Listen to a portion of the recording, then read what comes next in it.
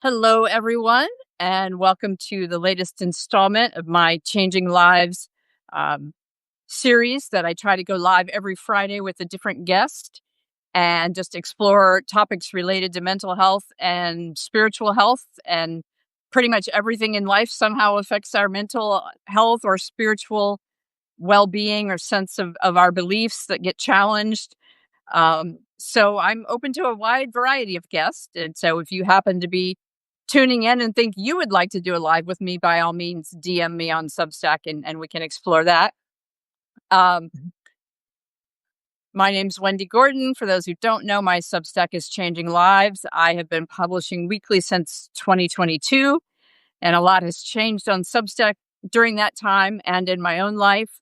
I'm kind of shifting more towards coaching and Zoom groups and more interactive stuff like these Substack lives. I still do some written posts, but at first, lives didn't exist, notes didn't exist when I started my Substack.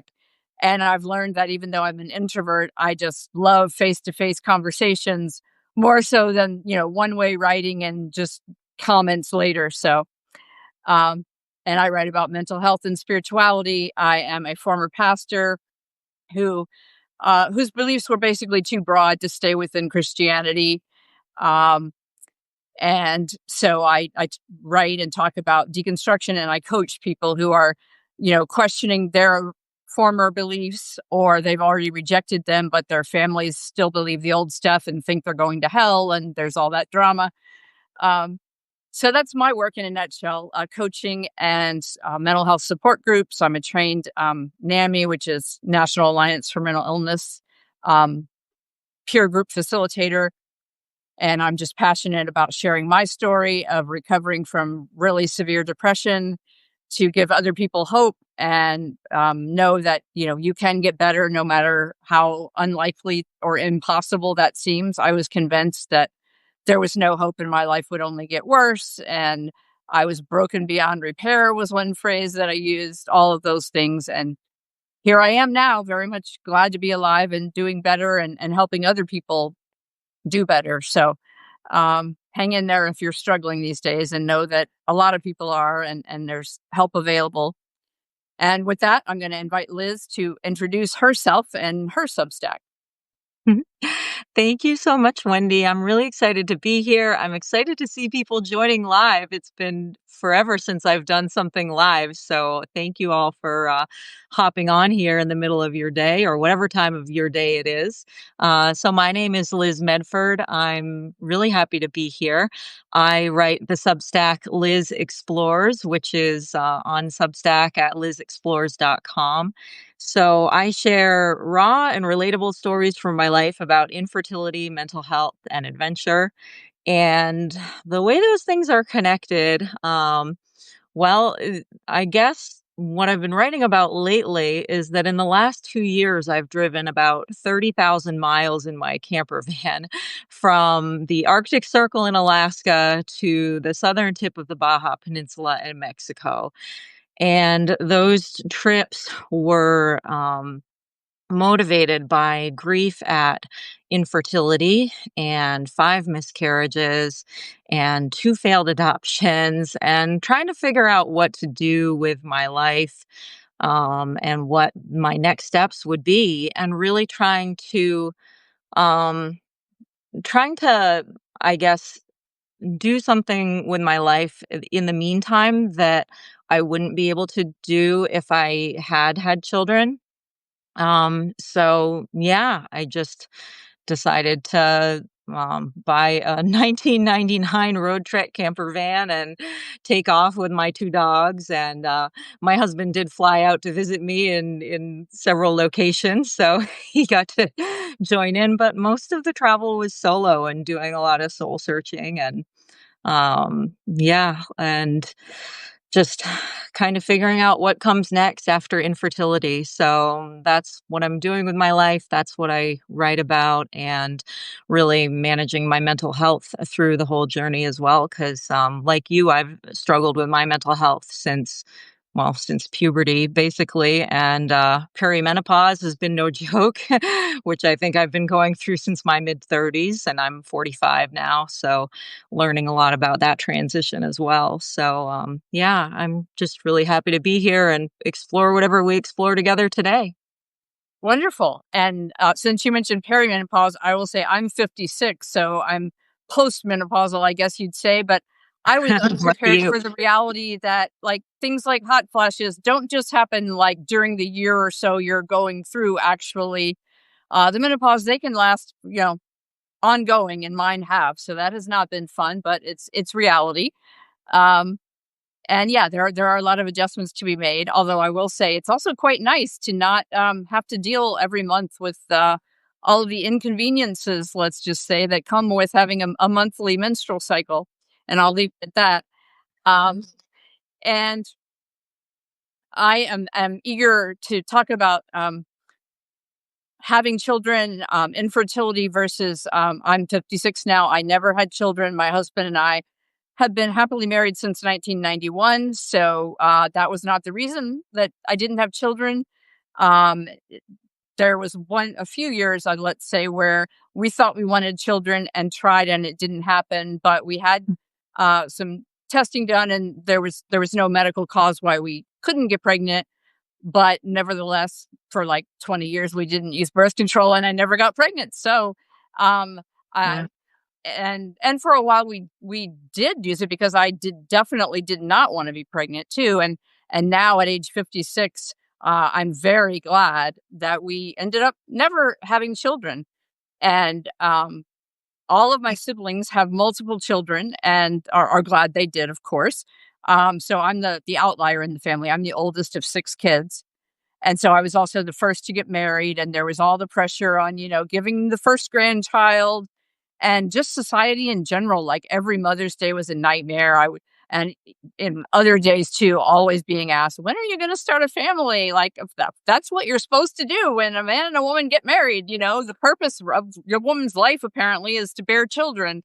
And that was never my purpose. And, Mm, um, now I'm even more glad, partly because of my mental health struggles, that, I didn't have a child that had to deal with a parent who was going through severe depression, for example. mhm. Um, and partly because of the financial realities of having children these days. My husband and I have enough trouble, paying the rent without having to also have all the expenses of having a child or children. Um, but mostly just the way the world is right now. Frankly, it's a scary place, and the thought of bringing a child up in today's world, or having one that's an adult now, if we had children, I'm just glad I don't have that added level of worry, because I have enough fear and despair some days on what's happening in the world now, to not also be worried about, a child who has other things to be concerned about as an adult that I don't, because I'm older now. So anyway, those are a few of the reasons. That and just the freedom to, when we did have more money, and hopefully will again soon, to do more traveling, and just my husband and I be together and do whatever we feel like doing, and not have any issues of children that, didn't want to do those same things, or that wanted to do things we didn't, or had, tantrum utter meltdowns in public places, and those sorts of things, and childcare issues, because of course we would have both had to work to survive financially, all of those things. So that's a little bit about my story, and my choice, that was sometimes a choice and sometimes just didn't happen, but I'm now glad about. Mhm. Yeah, yeah, and that's so interesting because, I mean, of course, at this point in my journey, you know, I I don't have a lot of options left, and it sort of there sort of comes a point in infertility where, I think everyone has to decide when am I done? When is enough enough? And society kind of wants to push us to, oh, just keep trying, or just try that next thing, or, oh, you could always adopt, you could always do this, you could always do that. And there are still options potentially, but there does come a point emotionally, financially, logistically.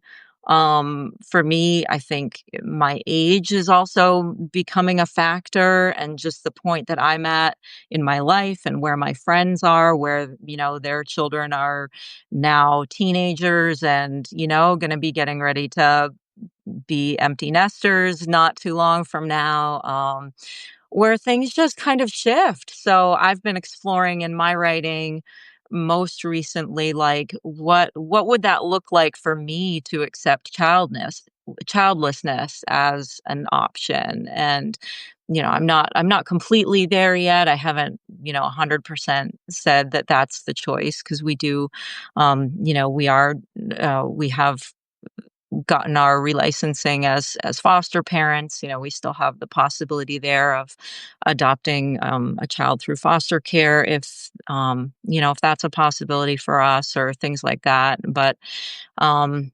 it's something to explore, because there are just a lot of challenges with all of the paths that remain available Right. to me.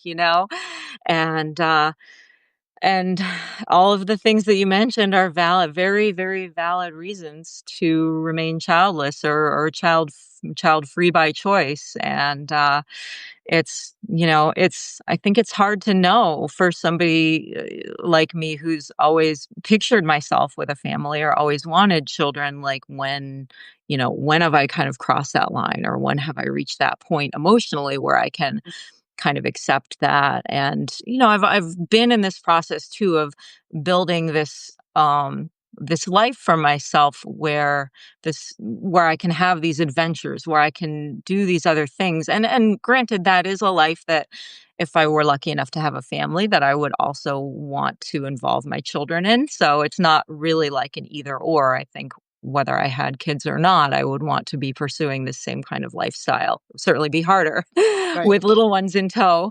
But building a life that I'm excited about, where I can take off in my van and have these kinds of adventures with my dogs and with my husband, and have, just, yeah, have other things to look forward to, have my writing, and yeah, just exactly, like, have other things to focus on in my life as well. I'm curious whether for you, there's a religious or spiritual component to it, because I know for me when I was younger, being raised in a Christian household and being active in the church, part of the underlying thing, even though I was in a somewhat progressive denomination that didn't have as much of an emphasis on purity culture and traditional gender roles and all of that, there was still kind of this assumption that the purpose of marriage, one major purpose anyway, is to have children. And there's some church teachings, again, thankfully not so much in mine, but historically, where even the only purpose to have sex within marriage is to procreate, and therefore it's wrong to not try to. And so I'm just curious whether any of that has played into your experience. Yeah, that's a good question. I was raised in the United Church of Christ, which is one of the more progressive Protestant denominations. It was not a extremely strong element of my upbringing, but it was definitely there. So I think it was more just kind of the example set by my parents, where my parents were married very young when my mom was 20 and my dad was 19. It was in that age when that's what you did. You graduated high school and you got married, and you didn't have sex before you got married, so you were excited to get married. Yeah, my And actually then start a family. my mom married at 18 and had me at 20. I'm the oldest, Yeah. and so yeah, you're right. That was the cultural norm then, and I know now the average age of getting married is older. It's like mid 20s, I think now. I don't know the exact number, Yeah. um, but yeah, I think maybe that is part of it, and also, at least for my mom, for the earlier years of their marriage. she was able to stay home full time. And that, again, back then was more of a cultural norm that the Yep. woman's place was in the home, and she, did all the housekeeping and cooking and raising the children and being involved in their school stuff as a volunteer. And, nowadays, for most women, that's not an option financially. Both parents have to work, and even then, it can be difficult financially. Um, and Yeah. so there's some, but yet our culture still has this ideal of mothers, and the kind of expectation of the mother as a primary nurturer and caregiver.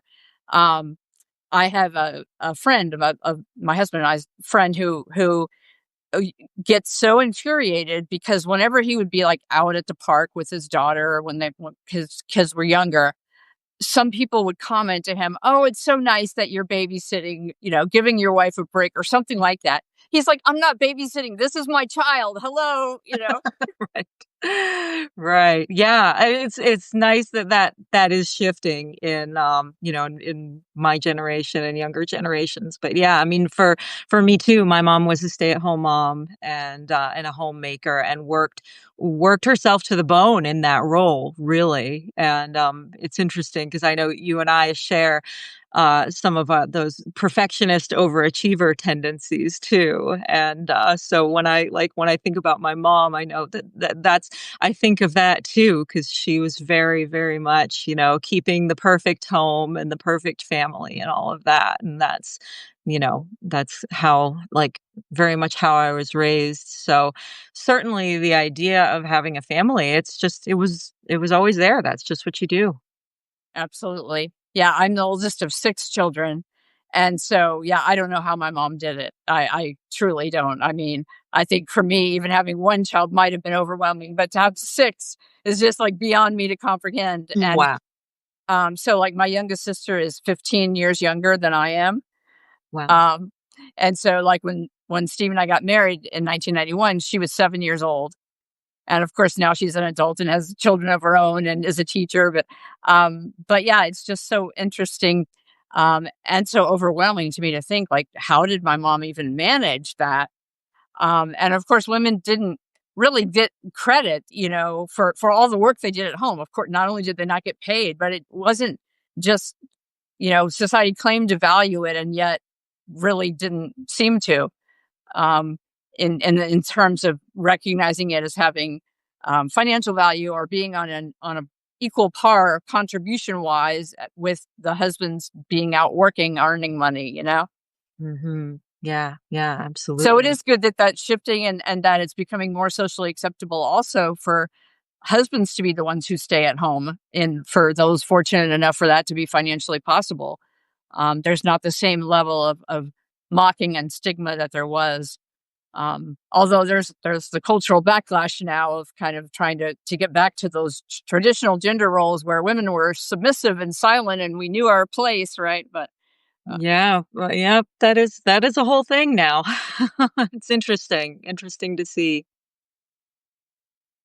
So I'm curious about your adventures in the van, and because for both of us, nature is a very healing place. I know for my mental health is absolutely essential. And no matter how anxious I am, like once I arrive at the park or wherever I'm going to be out in nature, and just take those first few steps out in the sunshine and just hearing the birds chirping and all of the things, I'm instantly calm.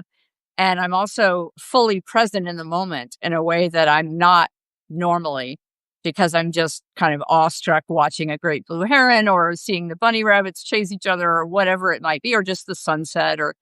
clouds reflected in the lake.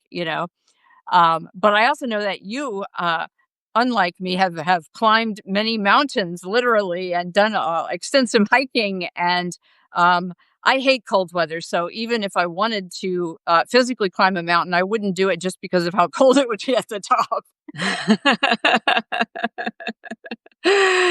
So, have Sure. you always been that way your whole life? Like, and when you were growing up as a child, did your family hike? And Um, no, I didn't grow up really doing any of that. My dad was an outdoorsman, like a hunter and a fisherman. So I grew up as a tomboy doing that stuff with him, but not hiking, not camping, not any of that. That was something that I kind of aspired to, I guess, when I got into college, and then I started to see people who were into that stuff, and I thought, "Oh, I wish." Actually, it was probably when I went to summer camp in high school, and I started to be exposed to more people who are outdoorsy, and I was like, "Oh, that's so cool. I wish I could do that. I Mm. wish I were, I wish I could get dirty. I wish I were, could climb mountains like that." And it took a while to really realize that dream. I got into, what's called peak bagging when I was, let's see, well, probably in my, uh, early 30s, I would say. When I moved here to the White Mountains, there are 48 peaks, over 4,000 feet here in the White Mountains of New Hampshire, and it's just kind of a thing to hike the whole list. Wow.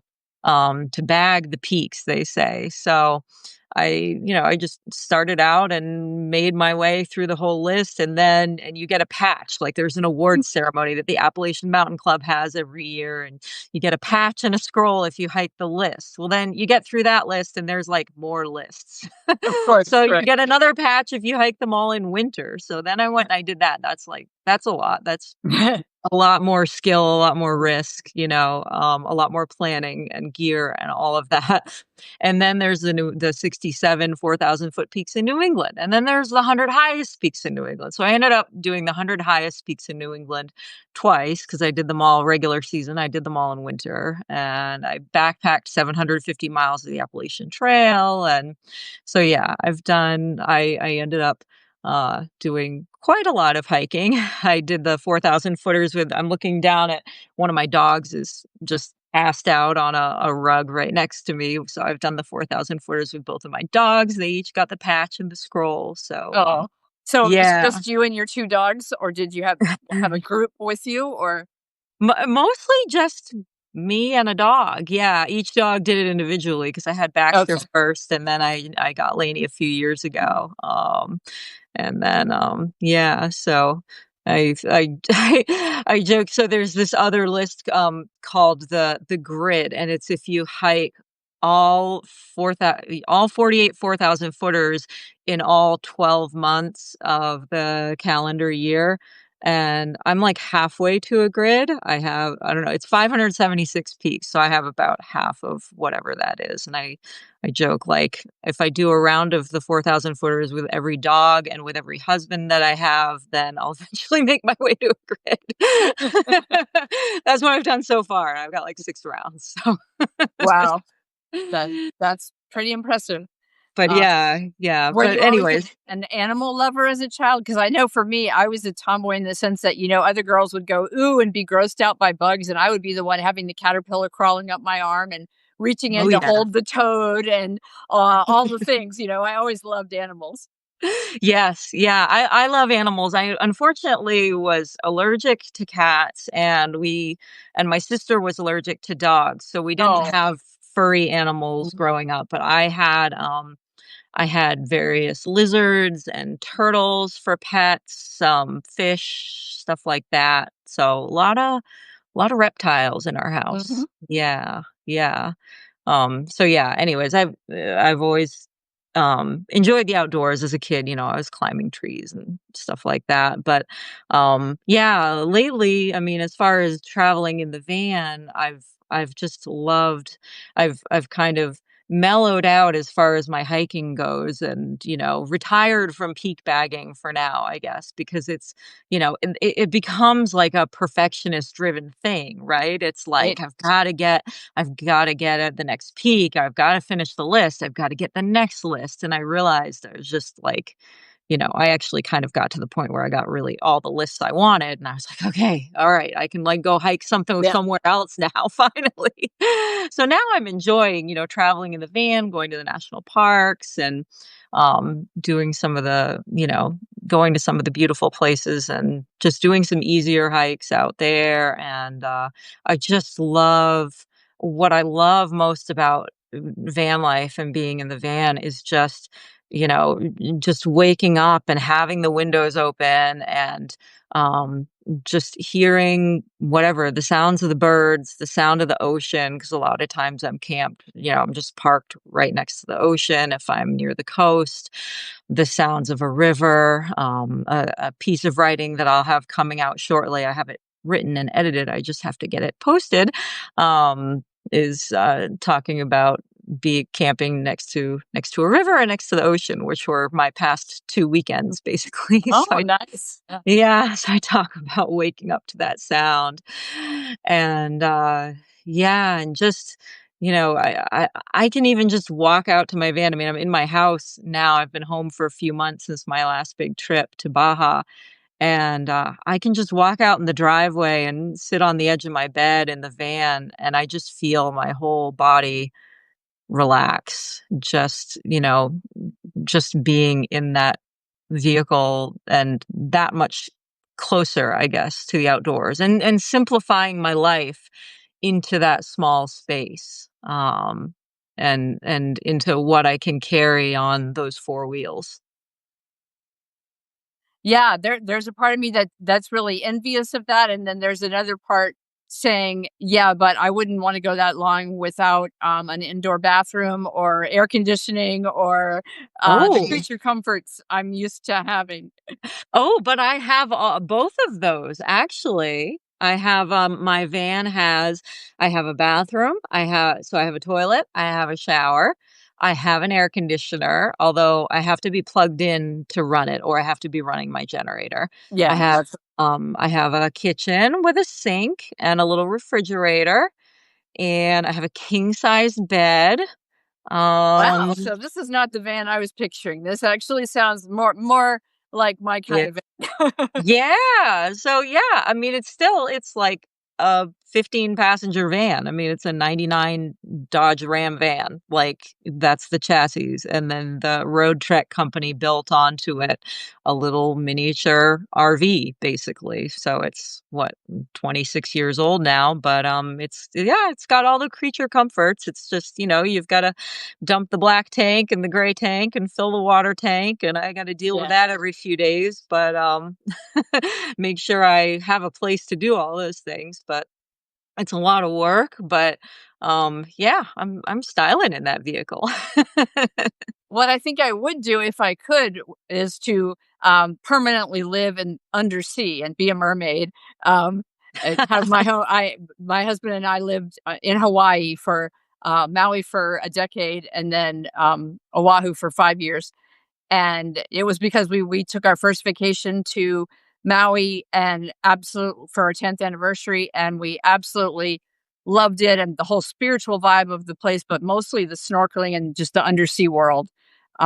So Wow. anyway, we went back to Pennsylvania, put our house on the market. It took like about almost a year for it to sell. We were very impatient, but once the house sold, we immediately resigned from our jobs, got rid of most of our possessions, drove across country with the one car we kept to put it on a barge to ship to Maui, and bought our one-way tickets and landed with no jobs, no place to live. We're like, this is what we're supposed to do. And it was glorious. Of course, there were lots of ups and downs and times we were laid off and low-paying tourism jobs, but it was just magnificent to be by the ocean all the time and to snorkel at every opportunity. And we did Well, get certified to dive, but I just we both much prefer snorkeling. It's just so much easier. And um, anyway, so yeah, the sea turtle wow. is my spirit animal now. I have turtles all over the place in my house and a sea turtle tattoo. Um, Wow, Wendy, I love that. I love that you just went for it. yeah, no regrets. I mean, even though, and I will say, in full transparency, when we left after Maui after a decade, um, it was for financial reasons. That was when the housing bubble burst. And so all this equity that we had built up, we not only lost, but we were underwater on our mortgage. And we had to ultimately declare bankruptcy between that and the credit card debt because our cat got sick, vet bills, and just the higher cost of living on Maui. People that vacation there know what I'm talking about when they get sticker shock with groceries and gas and everything. But I'd still do it again in a heartbeat. For No, all no the doubt. the trials that we had here and there, it was totally worth it for the ocean. Plus, the people are wonderful. They're so much more um, just spiritual, kinder. That's kind of changing now as more and more people from the mainland move there. Um, but yeah, no regrets at all. It was a wonderful adventure, and we're both beach people, and so like all of our vacations, not all, but most have been to tropical places. We honeymooned on Grand Cayman Island. We've been to the Bahamas, been to Mexico, any tropical location that we've been able to make it work financially. That's always our choice for where to vacation. Nice. You sound like you would enjoy Baja, I know I would love Baja from what they what I know of it, from online research. It's definitely one of the places I would enjoy for sure. yeah, I think was it Cousteau that called the Sea of Cortez the world's aquarium or something. So, yeah, Yeah, yeah, I and the know whales there, especially because that was one of my favorite parts yes. about Maui too, is even locals every year look forward to the return of the humpback whales. And for those who don't know, they come to Maui to mate and give birth. So Maui is their home, and then they go to Alaska to feed for the winter, and then come back, or for the summer, and then come back. So roughly December to April is when they're in Maui, and like February and March is really peak time when all the calves are being born. And I mean that humpback whales are very surface active. So you will see them fully jump out of the water, breach, spy hop when they just lift their head out and check people out at the surface. And of course, Maui being an island, you even as you're driving on the highway, which is close to the ocean from your car, you can sometimes see whales. So every now and then there'd be a big traffic jam because we'd all just be stopped in our cars looking at this whale swimming so close to the road, essentially. But um, Yeah, Baja's the same. Seth, my husband and I went on, I chartered a boat to go on a little sunset tour, to El Arco off the southern tip of Cabo. And, we were out there like watching the sunset, and there were all these boats. And so we went over to see what was going on. And there was a family of humpbacks and a baby, and they were just all three of them were just jumping out of the water, breaching with the sunset. It was incredible. It was so cool. And then in Baja, they also get the gray whales, which are the ones that will come right up to the boats, like you're in the little boats, the pangas, yeah, and we had humpbacks do that on Maui to the Zodiacs. Yeah. yes, yeah, so I actually got to pet a whale. It was the coolest Mm. thing. Somebody asked me, like, "What did it feel like?" I'm like, "It's about what you would imagine touching a whale to feel like." Very slimy. Yeah, I have been close enough to a humpback to have the exhale breath spray land on me. Yeah. Um, which on the one hand is cool, but as I've said before, is also like a person sneezing on you. It's really kind of gross. But nevertheless, to be that close to a whale is just awesome. And I've also just, they come up to the boats in Hawaii too. They're just naturally curious, especially the calves. Now on Maui, legally the boats can't approach the whales within 100 yards, and you definitely cannot touch the whales. But obviously, the whales can do whatever they want to, and they come up very, very close to the boats. Like if it were legal to reach out and touch them, you definitely would. They're that close. Um, Oh, yeah. so yeah, that's wonderful. And animals are part of my spirituality, the natural world in general. So I consider sea turtles my spirit animal now because I swam beside them almost every time I snorkeled, and I volunteered with Hawaii Wildlife Fund and got to like guard the nest and watch the tiny little sea turtle hatchlings crawl down to the sea off and swim off, and um, just so wonderful. And I also got to the Cool. Maui's aquarium, of course, is on the edge of the ocean, and so they basically do catch and release all the time for the sea creatures. And so I got to release some of the baby seahorses born in the aquarium out to the ocean. So really Oh, cool things like so that. fun. Wow. Wow. I'd like to spend more time to Hawaii in Hawaii. The only problem is, like, I can't really drive my van there, or if I could get my van there, I wouldn't be able to drive around very much. Yeah, that is very true. That's the problem. That's the problem with Hawaii. I'm kind of limited to continental North America. Definitely. 'Cause I don't like to leave my dogs behind. I like to be able to bring my girls. Yeah, that would be an issue too, I'm sure. We But just I'm have a cat, which is much easier. Oh, yes. Yeah. But I have been to Hawaii. My first honeymoon was to Hawaii, so I did get to go to, Kauai and the Big Island. Nice. Yeah, yeah. So would you say that nature is a spiritual place for you as well? Or Yes, yeah, absolutely. I have this one place that I go, here in the White Mountains it's actually, I went to summer camp at this place, that is on top of a small mountain here in the White Mountains, and it's always it kind of been my spiritual home. It was a Christian camp, although even at the time, I didn't completely identify, with the Christian religion, but I loved the spiritual aspect of, like, being up on those ledges and singing songs and just feeling the power of the sunset and the wind or we would sleep out on the ledge and wake up to an undercast, which is when the clouds are below you, huh?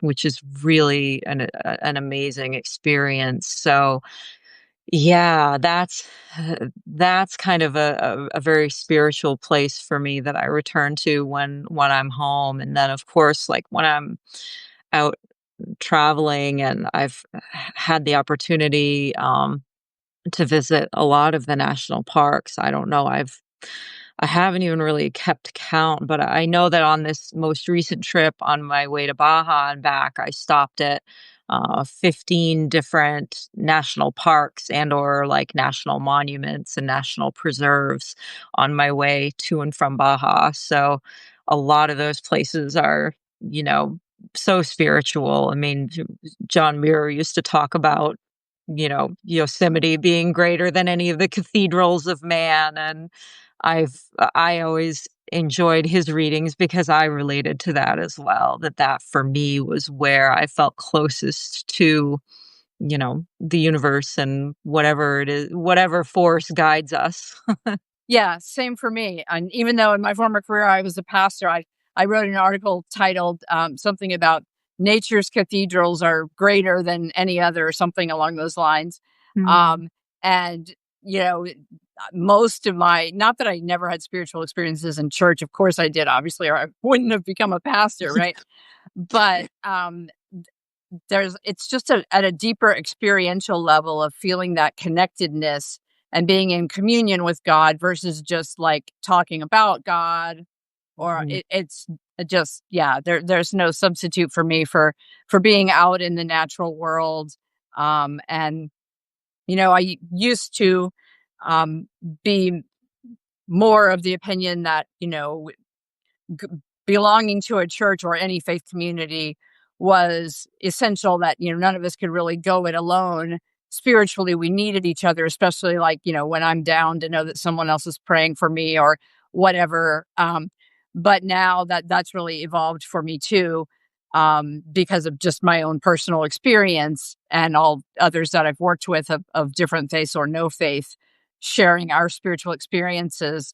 um, and even for me, being at a Bruce Springsteen concert is a spiritual experience, and like no other. Um, and I've heard so many other people say that. I know it's just not a weird thing for me. And that at one of the concert DVDs I have of Bruce's live in New York City, he actually does a whole riff that basically imitating an evangelist. And one of the lines is, unlike my competitors, I will not promise you life everlasting, but I will promise you life right now. And uh, so that's how I view all spiritual experiences, is just being fully present and fully aware of the Mm. interconnectedness of all life, not just all humans, but all beings. Mhm. Yeah, yeah, absolutely. And, I feel so fortunate to have had the opportunity to travel and visit, like, just, I mean, to have experienced the so much of the vast variety of ecosystems here in North America. I mean, and I've had the opportunity to travel to a lot of different continents of the world too when I was younger, but especially more recently to be all over North America and just, I mean, just to see, whatever you wanna call it, creation, evolution, Yes. just Mhm. whatever has, made the world the way it is a miracle. Mhm. And just the beauty and intricacy and the interconnectedness and the creatures that we share this world with, yeah, the the it's really it's really amazing. Yeah, Absolutely. I think the main draw for me of the undersea world is that even more so there, the vibrant colors and the different shapes of the animals. Even if you only look at fish, all the different colors and shapes, and then you have the marine mammals and the octopus and all the things. It's just incredible the diversity, and it's just so serene underwater too. Normally, obviously, there are times it's not, yeah, um, but yeah, yeah, in nature, and I always think to myself, humans, generally speaking, appreciate all the beautiful diversity of nature. Like, fall, we love all the different colors, right? And with animals, we love the variety, and why can't we see humans the same way? I don't right, get that. right, right. Yeah, that's a really good point. Yeah.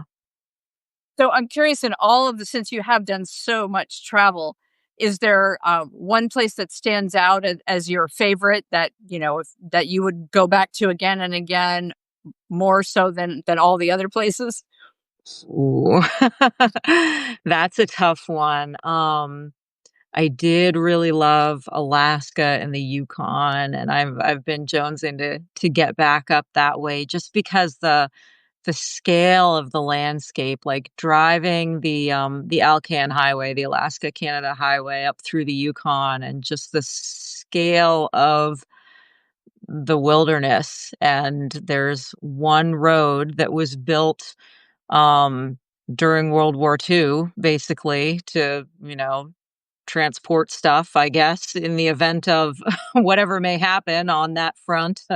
um but yeah, really, like, hardly any other development in for hundreds of miles, and just these, soaring mountain ranges, and you get this rain shadow effect. So on the western side of the mountains on the Pacific coast, it's all green and temperate rainforest, and then on the eastern side, it's very arid and more tundra, and it's just this absolutely stunning, contrast of ecosystems and, yeah, just the scale of it does something to me, Yeah. to like, I can feel it in my chest just thinking about it, so When I you need to talked get about the I need to get contrast back. and the difference the mountain makes, it makes me think of the Big Island on Hawaii also. Oh, And yeah. Maui, actually. Haleakala is a 10,000-foot high mountain on Maui. And not only does it have like every equal climate zone as you ascend the mountain, and of course it's you can be in like 85-degree weather at the bottom of the mountain at the beach versus 40-degree or cooler at the summit of the mountain the same day. But the mountain, the effect on the climate. So the one side of the island, yes, is totally green and lush, and we call it the leeward side of Hawaii, and then the windward side of the mountain is totally more barren and dry and gets far less rainfall and all of those things like you mentioned. Wow, Nowhere wow. near the same scale, though, of course. And Yeah. I have never been to Alaska. It's one of the few cold places I would actually enjoy visiting because of the whales, number 1, and the Oh, glaciers yeah. and just, yeah, the topography. Yeah, well, I mean, go in the summer, it's not that cold, it's like 55 degrees. Yeah, It's to not. me, that's cold. I live in Texas. I'm a Southerner. I was born in Louisiana. So when I lived in Pennsylvania, that was like I was very glad to get back to a warmer climate because scraping the ice off the windshield every day and dealing with snow and yeah, just I don't want to do that. Yeah, I know, I hear you. Yes, I'm struggling now as it's starting to mid-October here in New Hampshire, the weather's just starting to turn. It's been an unusually mild fall kind of up until recently, but yeah, I haven't been in winter because I was away for 6 months all of last winter, escaping into Mexico. So I'm trying to figure out what I'm gonna be doing this winter and, whether I'm gonna be making it through part of the winter here or whether I'm gonna be, getting back on the road and heading south for all or some portion of the winter. But these cold nights, we've already had some nights down in the 20s here. I Oh, Seth yeah.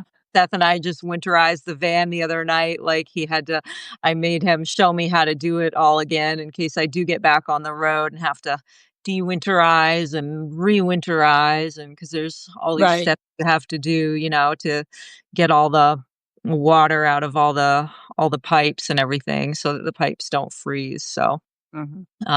yeah, I hate having to do all that stuff, but if I'm traveling solo, I gotta figure Right. it out. Yeah. So I'm curious, I know you also, used to and perhaps still do, life coaching, and that's something that I have recently transitioned into over the last few years from my former career as a pastor, Oh, kind of a natural thing. Now mine is kind of specifically focused on mental and spiritual health, and particularly people going through either faith deconstruction or they already have beliefs that their families don't accept. They're pagans, they're witches, they're what atheists, whatever, and their families are religious conservatives who are like telling them they're going to hell and like disowning them or whatever, um, as well as people who are going through really difficult transitions of any kind. Because for me, like when my career ended, I spiraled into depression, and it was a whole long wilderness experience, crisis of faith, all the things to then emerge from that and create a new career and new life and be happy again, basically. Um, yeah. and so, yeah, that's kind of my new passion, my ministry, if you will, is helping other people because within the church, yeah, there's plenty of spiritual support available. Not always, but ideally.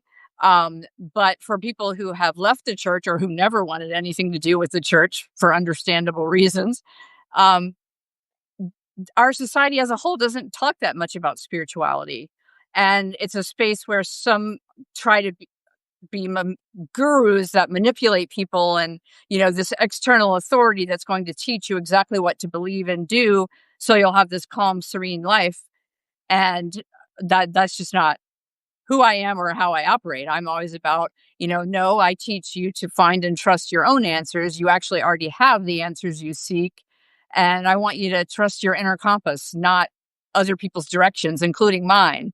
So I share, what works for me, and you can try it and see if it helps you. If it doesn't, great. And you may know, even if I'm the one coaching you, you may know some things that I learned from you that helped me. So I'm just curious about your experience as a coach, and did you have like a special focus, and do you still coach now? Oh, sure.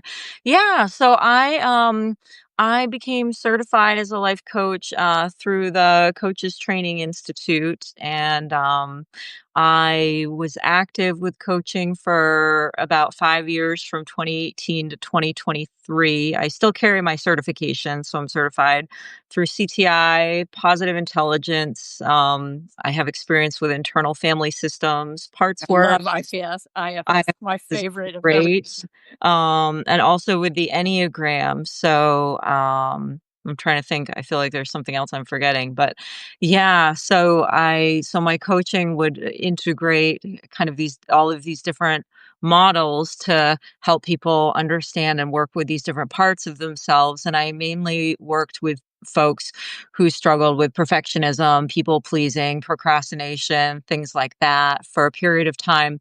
I worked with other women who were working to become entrepreneurs and start their own businesses. So I ran a program called the Badass Business Boot Camp for a while. That was really fun. But I sort of took a leave of absence from my coaching 2 years ago when I started when I really got serious about my writing and my travel because Yeah. I realized when I was coaching that the thing that really lights me up that I had always wanted to do with my life was to become a writer. So I wanted to give myself some time and space to explore that and also to do the van life thing and to travel. And so once I did get on the road my first trip was to Alaska 2 years ago. I didn't have access to internet and Right. phone and all of the things that are required to coach people remotely. So since then, I've kind of put my coaching practice on hold, although I've been contemplating getting it going again because I do have, a lot of tools to share with folks and thinking about how to, put that together into maybe a new and improved program. So I don't know. Stay tuned, but for now I'm still focused um on my writing, but yeah, that's the kind of work I was doing, and I really appreciate all the training that I got as a coach and the way that it's helped me in my own life and in my own relationships and in my understanding of myself and the people around me, I think too. I don't know. Has that been the Yeah, case that has for you very as much been well? my experience. I don't have at this point like an official coaching certification, although I've been through multiple trainings, but I just didn't like pay the fees and take the test at the end kind of thing. But also my undergrad degrees in social work and my master's degree to be a pastor, of course, also emphasized um, people skills, if you will, being a good listener, all that kind of stuff. And throughout my career as a pastor, obviously people came to me in crisis situations, and I was with grieving families and help, planned and led funerals and all of that kind of stuff. Um, but absolutely that combined with my own history of getting therapy and my own research of, reading books by mental health professionals and having conversations with mental health professionals and all of that sort of stuff. And as I said, IFS, I'm a huge fan of. And I first was exposed to it in therapy. And then later, like now, I can do my own journaling, IFS, talking, having a conversation with a part of mine kind of thing. And yeah, so I'm a huge fan of that. Um, Yeah, but maybe we should tell people a little bit oh, about what yes. IFS If you means. don't know, IFS stands for Internal Family Systems. And Dr. Richard Schwartz is the founder, if you will, or developer of the model, and it essentially instead of just saying, "Oh, like my inner child," he has used the term an inner orphanage. That we all have multiple parts within us of varying ages, but children especially um, that get frozen in specific roles in response to various traumatic experiences along the way. And so the IFS model is that we still retain this core self that is whole and integrated and healthy regardless of what we've been through in life, and that we can get to know and befriend each of these different parts that have played different roles they've gotten frozen in, like our inner critic means well and developed initially to protect us from rejection and from external criticism. And when we were younger, we whoever our caregivers were, we needed them to stay alive essentially. And so we needed to please them, right? And we wanted their affection and approval, of course. And so originally the inner critic's role is, the censor to say, no, don't do that because those people won't like it. You won't get their approval. But as we get older, of course, the inner critic can become more of a liability than an asset. And so through befriending it and, expressing appreciation for the role it has played in keeping us safe and explaining, but I'm an adult now and I can handle it and I want to do this new scary thing and it's okay. I can handle it if I'm criticized, rejected, fail at it, whatever. Um, Obviously that's a very simplified explanation, and there's nowhere near enough time to explain like the different groups of parts and all of that. But yeah, if anyone who wants to know more can Google it. And I just, of all the different kinds of therapy I've had over the years, it was by far the most helpful and the most fun and Mhm. the easiest to continue to do on my own, as I said in my journal, and just daily life, once I was not actively getting therapy. Yeah, I think for me, the coaching clients who have taken to parts work and to IFS have found it to be some of the most powerful work that they've done. I mean, because yeah, we when we can get permission from the protecting parts to go to those young child But parts and unburden them and basically release them from the burdens that they're carrying and actually do that internal healing. Um, that's a really, really powerful process. Yeah. yeah, and I know for me, my young child part, the healing work with her has been so wonderful that it took a lot of work for her to trust me again and be willing to come out of hiding, if you will, and also to deal with the inner critic always attacking her and telling her it wasn't safe, go back into hiding, you're bad, you can't have these big feelings, all the things. But now that we've reached the point where she does trust me, it's just really fun when she emerges. And I shared it, I think in one of my Substack posts or on notes that the other day I woke up that morning and my intent had been to read this nonfiction, really serious mental health book. Um, and just clear as day, this loud voice in my head says, "No, we're not, and you can't make me."